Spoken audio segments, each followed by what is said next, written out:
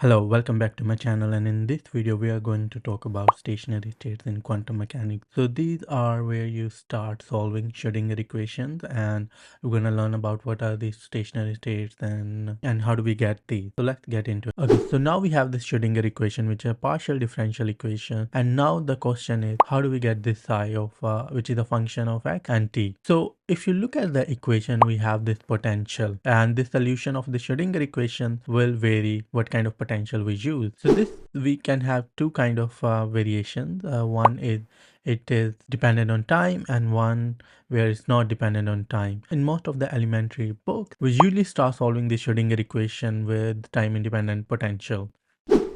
If we have this time independent potential, how do we solve this problem is with the method called separation of variables. And let's study what the separation of variable method is. Let's see how can we solve this Schrödinger equation with this method called separation of variables. We know our function psi is the function of x and t. So as the name suggests, separation of variables, what we're gonna do, we're gonna assume that this function can be divided into a product of a psi which only depend on x and this phi which only depend on t.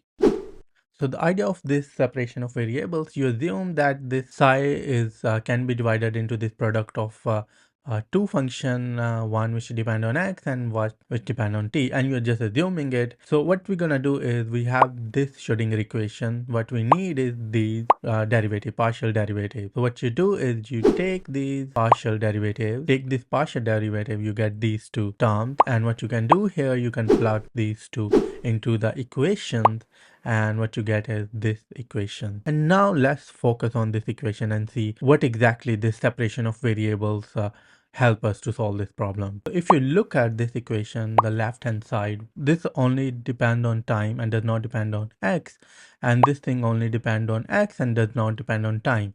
And the claim is whenever you have left hand side depending on one variable and the other side depending on other variable, and this can only happen if both sides are equal to constant.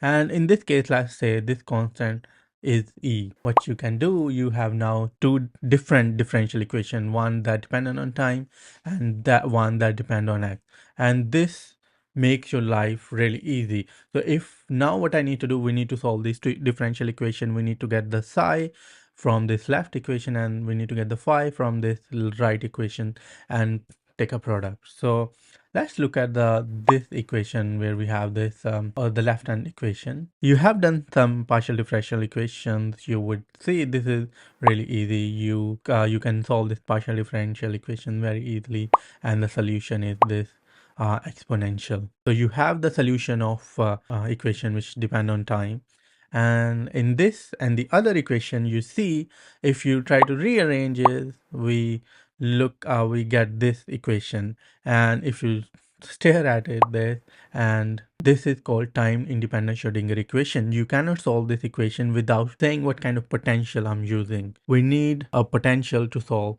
this problem. Now what we basically do, we find the time independent potential, we put in this time independent Schrödinger equation, and we solve it and we get psi, and then we multiply with this phi of t. And in the next video, we're going to learn some properties of the solution of these stationary states. And then we're going to solve problems based on some potential that you usually encounter in your elementary quantum mechanics class. So I hope you like this video. If you do, give it a thumbs up. And I will see you next time. And I'm going to post videos more frequent, maybe 2 times a week.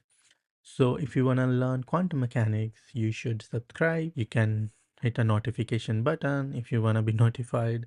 And so I will see you next time.